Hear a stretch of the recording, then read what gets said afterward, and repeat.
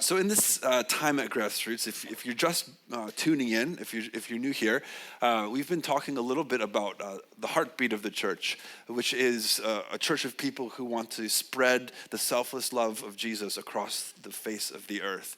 And we believe that the selfless love of Jesus is the most powerful, pure, freeing thing in all of the universe. And so we want to be people who take in that love, know how to receive that love deep in our hearts, and then translate that into our hands, into the world. And so as that's part of our mission statement here at Grassroots, we've been talking about love and exploring the nature of love and Jesus' love over the course of many months. And I've been kind of going back and forth between a little more Bible study focused studies on Jesus' love and then how that hits our practical everyday lives. And so we're in one of those, how does Jesus' love hit our practical everyday lives kind of series. This is a series on parenting and parenting relationships. And if you were here last week, you'll know we began in this with a sermon on honoring our parents. And so what do we do? How do we express Jesus' love to those who have raised us? So you're jumping in today to the second of 3 sermons on parenting, and this one is a little more into how do we use Jesus' love, how do we express Jesus' love to the children in our life. And as we've been talking about Jesus' love and the practical patterns of love, these are the main practices which we are zeroing in on of our role. Gratitude, forgiveness, remorse, and journaling. These are the kinds of things that we can learn how to do and become really good at if we want the love of Jesus to be revealed in our relationships and to grow in them. And so you'll see how that kind of fits into some of my teaching this morning on parenting. So parenting, we're getting into this a little bit. And before we get into this too much today, I want to make sure, like I did last week, to be explicit about what I'm talking about. So I'm talking about parenting relationships. So, of course, being parented is one of those examples.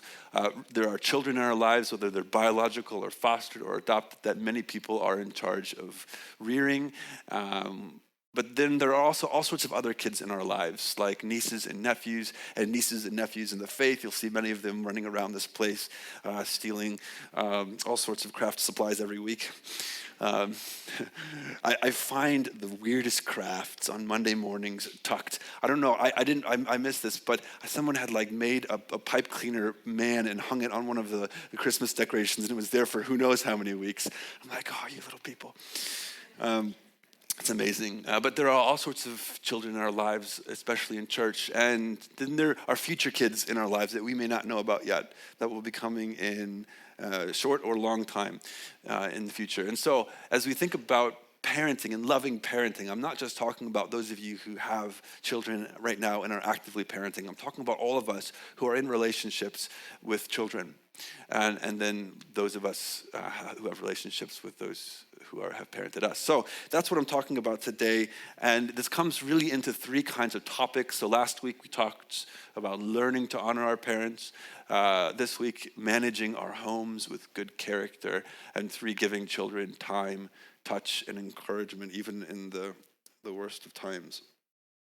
And so as we think about these topics, I'm trying to get as practical as possible, just trying to show us what are some good ideas that can get us into showing Jesus' love on an everyday basis to the kids around us.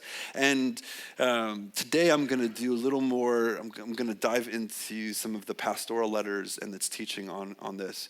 But hopefully we get to a space where we're talking through some pretty practical ideas. So I'm going to get through some Bible study today as well as deeper into some practical stuff. So when we think about the second piece here, managing our homes, oftentimes we think the goal in managing our homes with good character is to have compliant kids who share, who never fight, who adore their parents, who trust and obey them at every turn.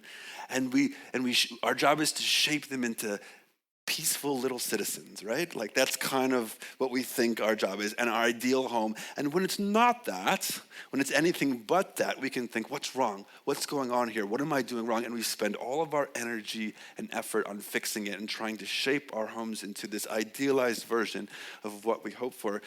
But then we get into things like screaming and fighting and shaming and the slamming of doors and expression of frustration and outbursts of frustration and the battle of wills that go on in our homes, and the defensiveness and the disobedience and the mocking. And you think, Keith, you have a secret camera in my house. How do you know all this? And I'm telling you, it's because I know this because I live in a home. And I can lay in bed sometimes and listening, waking up in the morning, struggling to get out of bed sometimes, listening to all this chaos.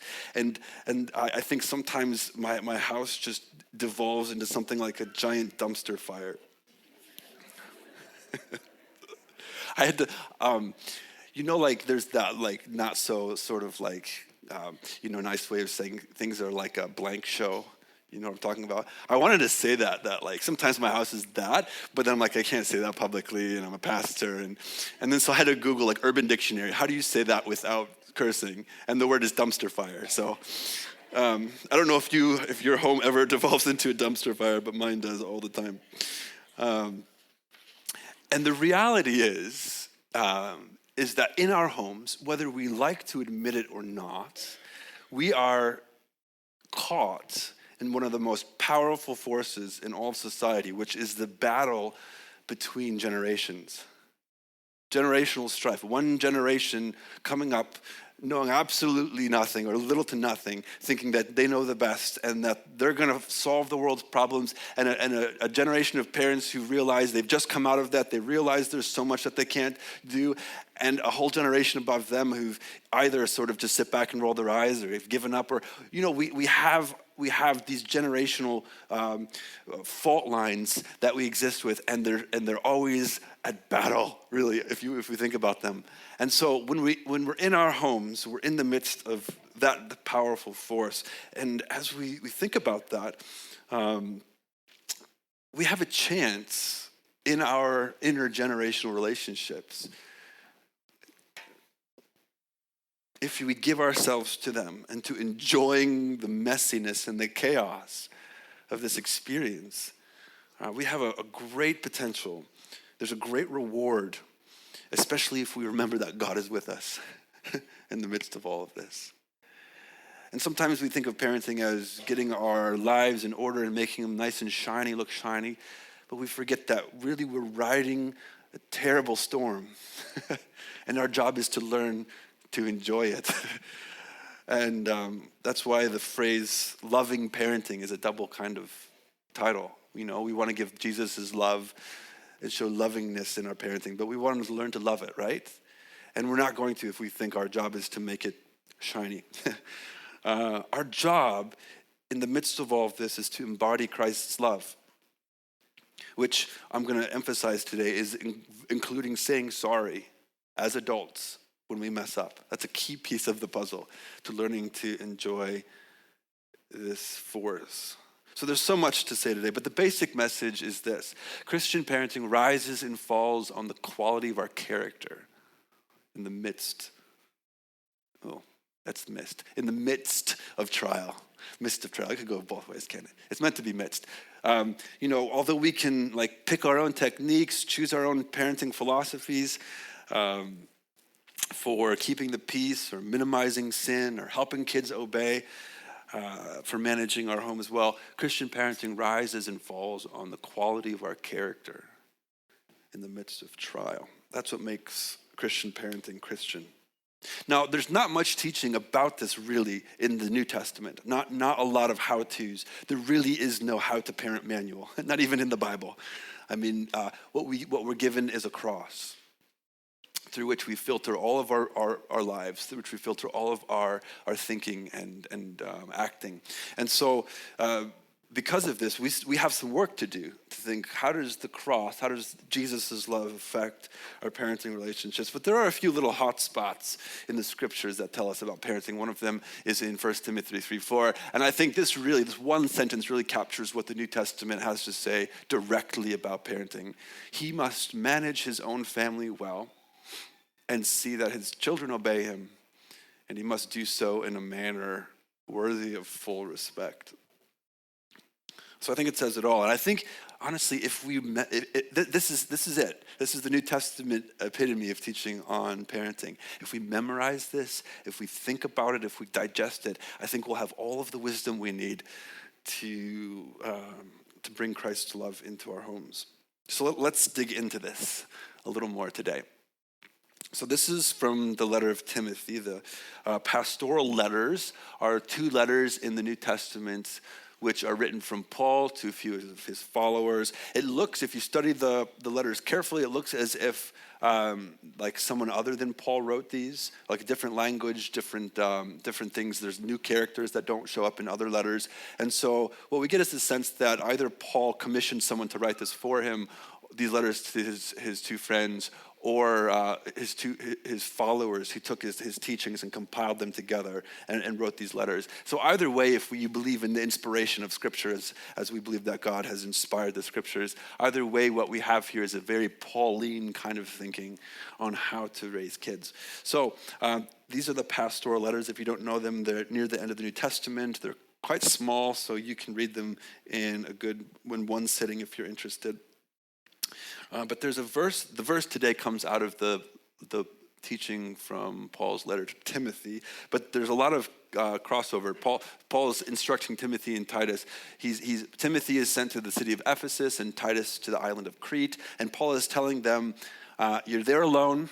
I've left you there. You need to set up some churches. I'm going to give you some instructions on how to set up churches and what's expected for Christian leaders in these churches. So that's kind of the context that we are entering into the teaching. There's lots about being an older man, a respectable older woman, a respectable younger man, and a respectable younger woman. But Paul's going to tell Timothy to set up two kinds of people.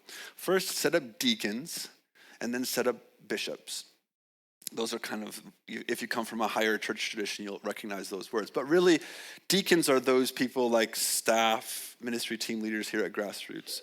And bishops, they're like the board. So we have people deacons and staff members and team leaders who run the day-to-day business of the church, and the bishops who are more of overseers, the people who are making sure that things are going well in the church.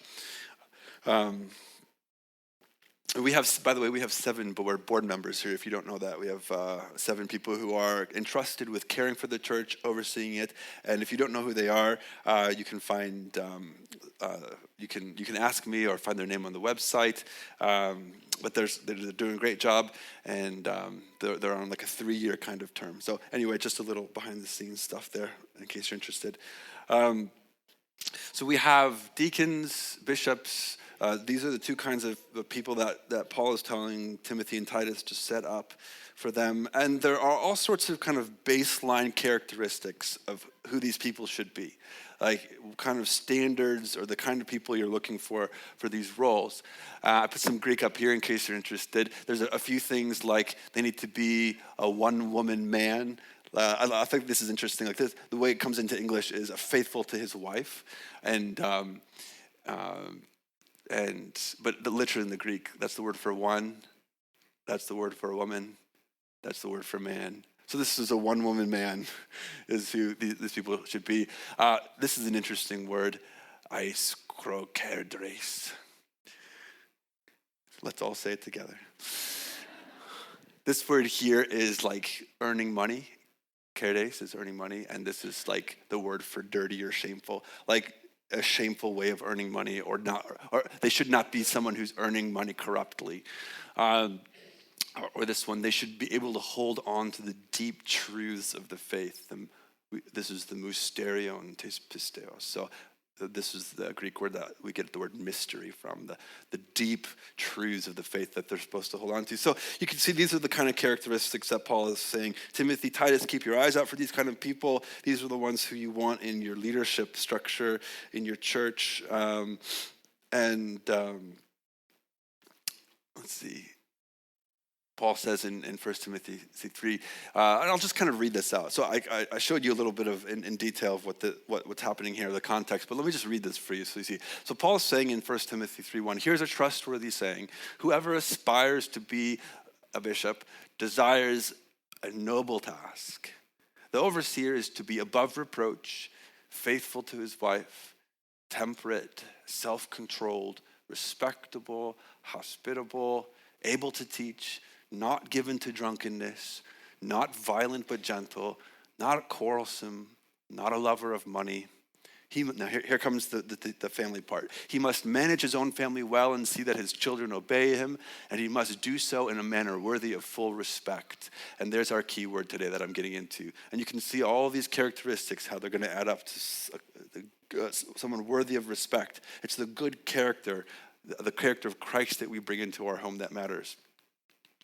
If anyone does not know how to manage his own family, how can he take care of God's church? He must not be a recent convert, or he may become conceited and fall under the same judgment as the devil. So if you see that the devil's judgment is being prideful and conceited, that's why the devil was cast out from heaven. And so it's important that these people don't become conceited. He also must have a good reputation with outsiders so that he will not fall into disgrace, into the devil's trap. So, can anyone raise their hand if they feel like they meet all of those criteria? That's a tall order. But that's what we strive for. The Christian faith comes and works in a person and works on their character and makes them someone who is on their way to being described by these kinds of words. So, again, the character, you can see kind of how this character is so important. Not violent, not quick-tempered, self-controlled, not overbearing, not quarrelsome, not wild or disobedient, not indulging in too much wine or some of the other things Paul says about the character. And you can kind of see, if you see where I'm going here, you can kind of see how all of this matters as well in parenting. All this stuff matters in managing our homes well. The flip side of this are the characteristics of holy, upright, a good reputation, and worthy of respect. And that's our key word here. This is the word which links us straight back into the teaching on parenting. So 2 things here I want to say before we dive in a little further. One, this is what church leaders should aspire to. This is what we're looking for. But that doesn't mean that if you're not a church leader, you don't have to aspire to this. Like, these are the things, again, which make Christ evident in our life. And so this really is teaching for all of us. But notice the clear teaching on character. I just want to emphasize that. Character is key. So here, let's dive into each of these words a little bit. 1 Timothy 3:4, he must manage his own family well and see that his children obey him, and he must do so in a manner worthy of full respect. So managing our family, that's the key to it. We need to manage our families. Like our families need to be managed. If we have families and kids around us, we need to manage. And there's all sorts of theories about how to manage your family. Like here's some theories, like well-studied theories by psychologists.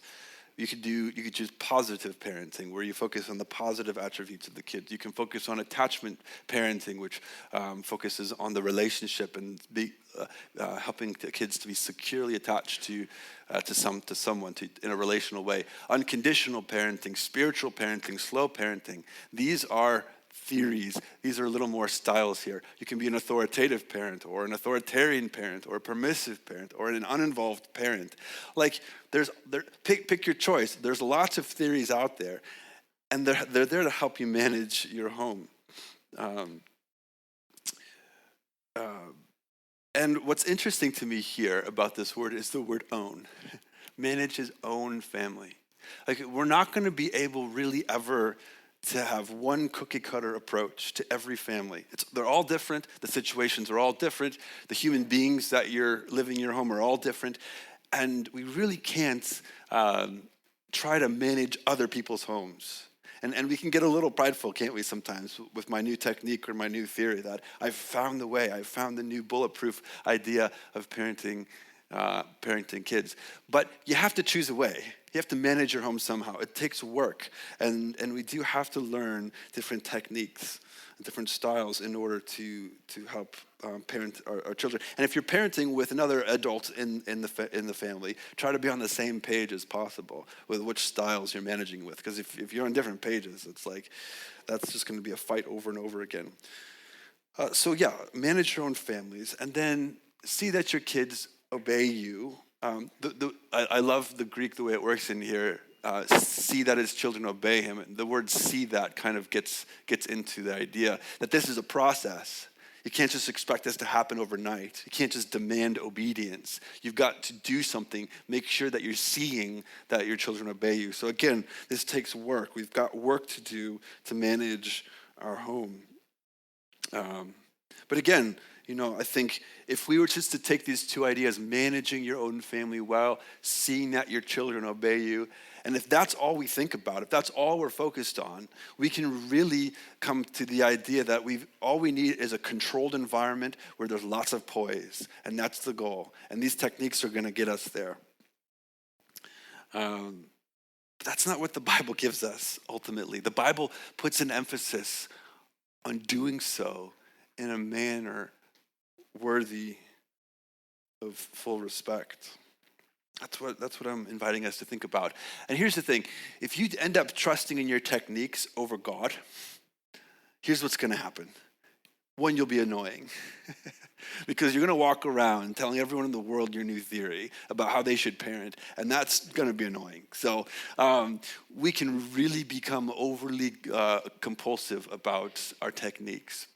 The second thing is your kids will rebel because they're going to see that you care more about your technique than you care about them. If you're going to be rigidly in a technique and you get over-obsessed on it, your kids are going to just rebel against it. Or what's going to happen is they're going to completely submit under your authoritarian kind of way, and they're going to live there for a while and maybe never launch. And really part of our work as parents, one of our main work as parents, is to get them ready to launch, to be independent people who can live and think with their own mind and on their own terms. And so I'm saying, yes, you have to manage your family. Yes, find something that helps them learn to obey you. But don't get obsessed on this because you are in a storm of relationships between generations. And there's really nothing that's going to stop that. So, but what makes this Christian, what Christian parenting is all about is the filter of the cross. How does the cross matter in our relationships? And so here it is. Do it all in a manner worthy of respect. And I think that this phrase opens up the whole vision of what Christian parenting should be about. How to embody Christ's love in the mess of it all. Learning to enjoy God's formative work in the hardness of it all. We've got the characteristics. Remember, don't be violent, don't be quick-tempered, don't be overbearing, don't be quarrelsome, being respectful. But I think, if you remember some of the teaching on Jesus' love, there's no self-preservation. Remember the teaching is deny yourself, take up your cross, and follow me. There's no demanding honor. Those who exalt themselves will be humbled. There's no self-righteousness involved. And so when we think about how to grow as parents, we really do begin to think through some of these characteristics. Your kids may treat you like a slave. Jesus' love is when he says I love you, he's saying I'm not a slave, but I am your servant. And so how do we draw that line for our children? How do we make sure they don't treat us like slaves? But how do we lean into the fact that one of the greatest definitions of children that I know are helpless people with endless needs? That's not to disrespect you kids, but it feels sometimes like you're helpless and the needs are endless. And so when it comes to serving our kids, how do we take sometimes what can feel like just that ever-present demand to serve and really embrace it? Um, how do we think of ourselves? Like, what does it feel like when our children treat us like slaves? How are we to act when we serve them? What are the ways we can see parenting as an exercise in humility and enjoying that exercise in humility? What does it look like to demand honor from our kids?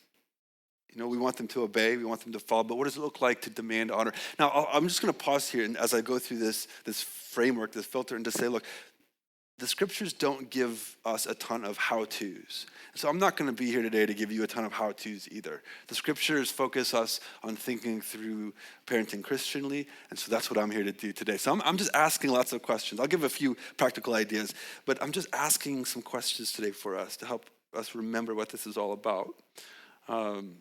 What does it feel like to give in to kind of self-protective tendencies in parenting?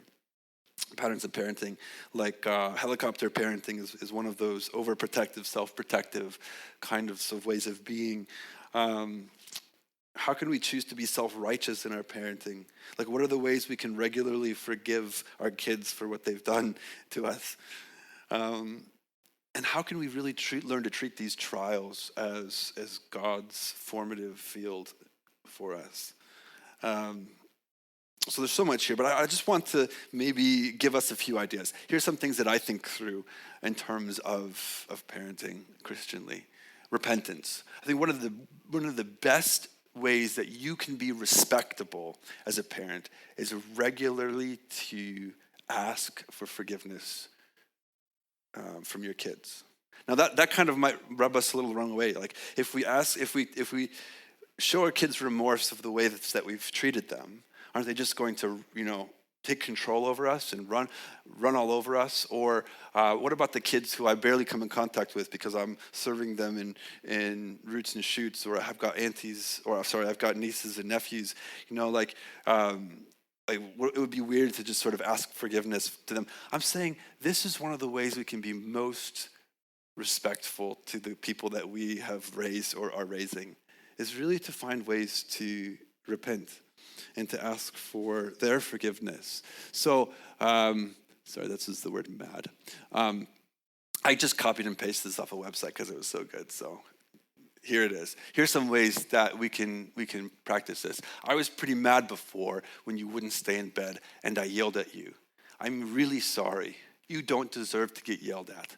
I will work harder at staying calm, and I need you to stay in bed at bedtime. How can we make it easier for you to stay in bed and fall asleep?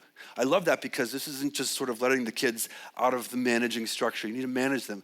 But this is actually apologizing. I'm sorry, you didn't deserve that, period. Our kids need to hear this stuff from us. I Googled as I was prepping for this, how to ask for forgiveness. And there's a lot out there on this. If you want some teaching, there's a lot out there. You can Google it. But this is really good. We need to be people who are regularly asking for forgiveness. Or another example, I told you I would get a new notebook when I went to the store, and then I completely forgot. I'm so sorry. I know you were counting on me to come home with the notebook. I'm just suggesting, I'm inviting us to think through this kind of practice on a regular basis to insert some of that peace in the home. Our kids really need to hear it, and adults, as people who've grown up, I can't. I've got 3 or 4 things that I really just wish my parents would say sorry for, and I'm not sure if they will or what it is, and it's probably my responsibility at some level to communicate that to them.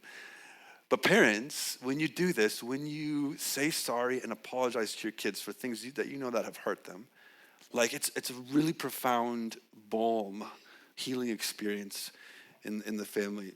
Just one more example.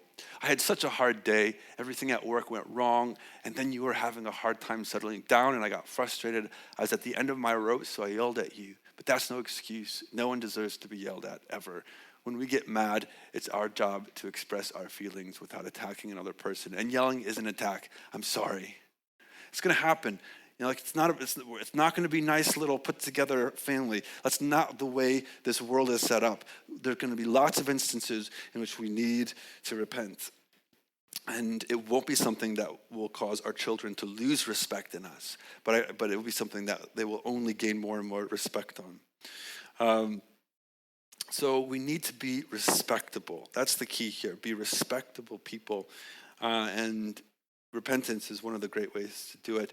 Now, the brilliance of, and let me say this too, and if you are a person of good character, if you are someone who is respectable, the obedience aspect will grow.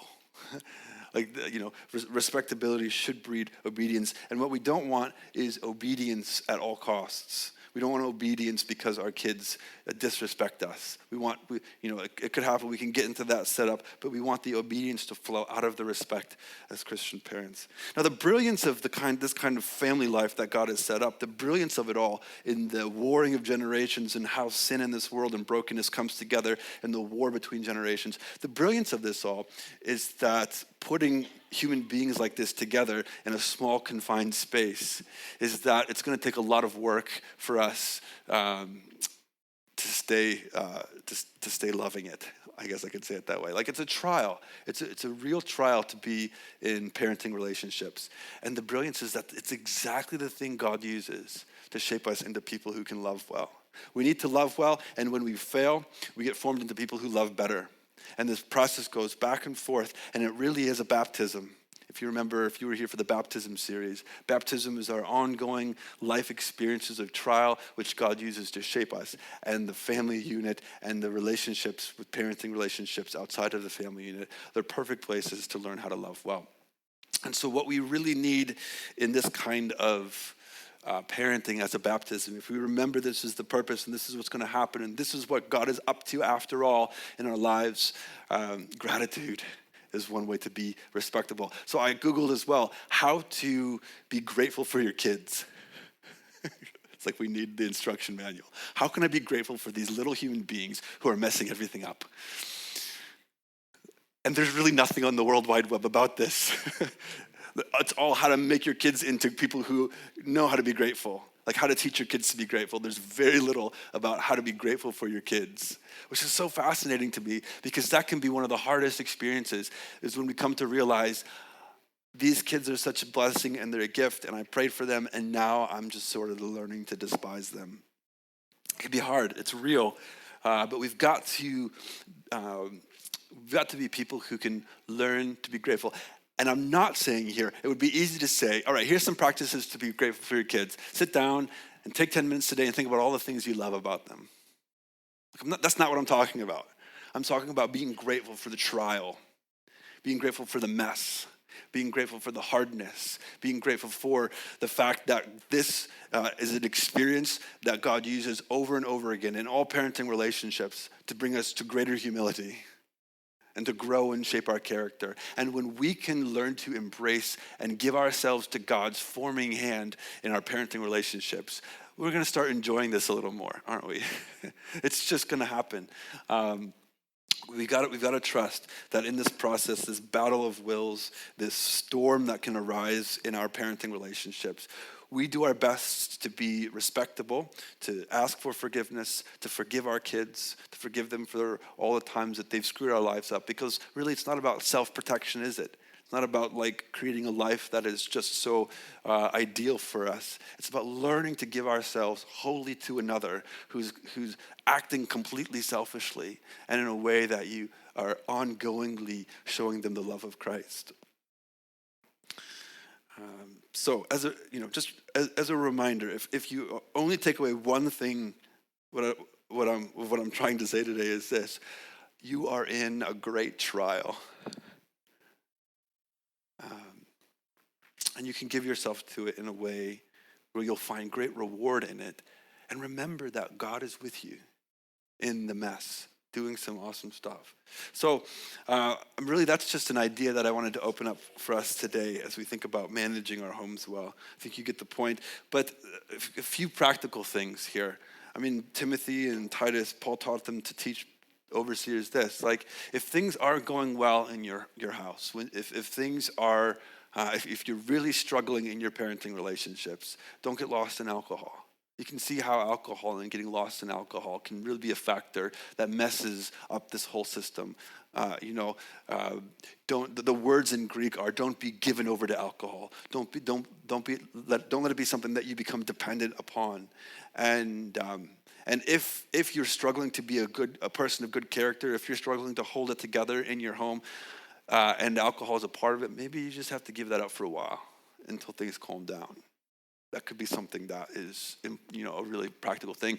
Don't be a lover of money. You remember the word up there, the gaining money dishonestly. But there's also just that word, the being a lover of money in that list of characteristics. And you can see that if we love money, and if we are someone who are after our own financial gains, how that can really mess with our relationship with our kids.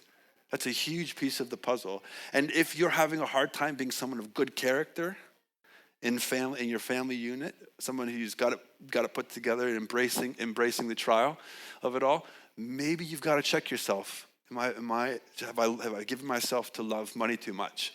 I think all of the teachings, those two things may be the most practical. But thirdly, in all of this, do the heart work required. Like this, what I'm talking about here, the way of being, of giving ourselves over to the character formation involved in parenting, the being of good character, the being humble and willingness to ask for forgiveness. It takes a lot of heart work. There's lots of pride and messiness that goes on in our hearts. Lots of things that are in there because they've been passed down to us from a previous generation. And they come to the previous generation from the previous generation. There's a lot of wounding and a lot of heart work that goes into being a person of good character. And this is why I talk about journaling so much. I don't know if you're here a lot and hear me talking about journaling, why that's so important. I'm not because you're a great poet or because in future generations everyone's going to read your great works of literature. That's not what I'm talking about. I'm talking about getting in touch on a weekly, even a daily basis of the trials and the struggles you're going through as a way to discover what God is doing in you and to join him. And this can be small lists you can make. This can be things that you write out. You may need to just take some time if you're going to get out the ways that you need to apologize. You just may need some time to reflect. Sit down this week with a journal and go, what are the 3 things I can apologize for that my kids are just probably desperate to hear? Do the heart work required. It's not easy, but it is required. Find a way to say sorry today. Do it today. Inviting you to think. But if you need help, if you're someone who is really struggling with your character in your parenting, get help. It's okay. Like, there are great therapists out there. You have a church community. I would love to have a talk with you about your formation, your spiritual formation.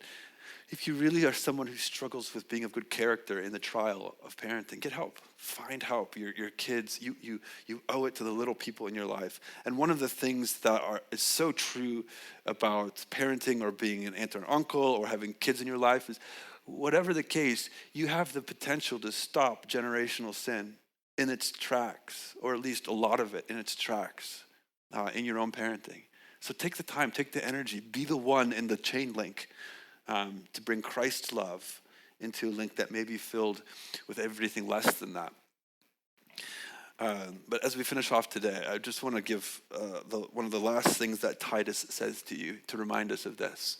At one time, Paul is saying to Titus, we too were foolish, disobedient, deceived, and enslaved by all kinds of passions and pleasures. This is before Christ has come into our life. This is what is true of us. We lived in malice and envy, being hated and hating one another. And in our brokenness and in our fallenness, this can be really explanatory or descriptive of what our homes can look like. Foolish, disobedient, deceived, enslaved by all kinds of passions and pleasures, living in malice and envy, being hated and hating one another. We don't want that to be the case. But when the kindness and love of God, our Savior, appeared, he saved us. Not because of the right things we had done, but because of his mercy. And here's the key. He saved us through the washing of rebirth and renewal by the Holy Spirit. Much of life is a baptism, a washing, a purification. And one of the greatest places God does that is in our intimate relationships. And if we learn to give ourselves to being Christ-like and showing Christ-like love in our closest relationships, God can do amazing things and free us, as he does, from all sorts of trials and things that are of our own making. And there's a great reminder at the end that the Holy Spirit is with us. God is with us in the midst of this trial. So let's lean in. Let's find ways to show Christ's love to the little ones around us. And we'll finish off this thought next week. We have one more kind of idea that moves on from this idea of showing Christ's love. And it's really choosing to give time and attention and encouragement to the little ones in our life. And we'll talk about that next week and its power. In the meantime, I'm not sure what you've taken from this, but I'm sure it's a lot of stuff, probably different stuff. You may be encouraged, you may be challenged, whatever it is today, it's okay. God is with you, he's close to you, he's speaking to you, wants to know that he's with you. And we have a couple songs left, and we do this kind of practice every week because Jesus said, as much as when you do this, when you gather together, you break bread to symbolize the fact that my love is like a broken body. A body just given for another human being. And my blood is like my blood poured out for another human being.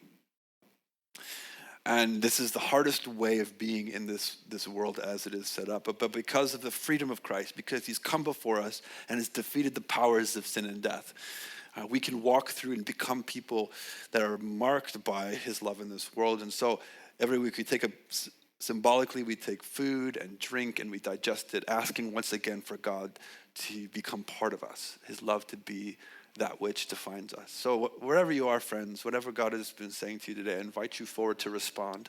Take a piece of bread, dip it in the juice, sing a song, give your heart to him today. Bring a prayer to the altar. So whatever it is, the table is set and everyone here is welcome.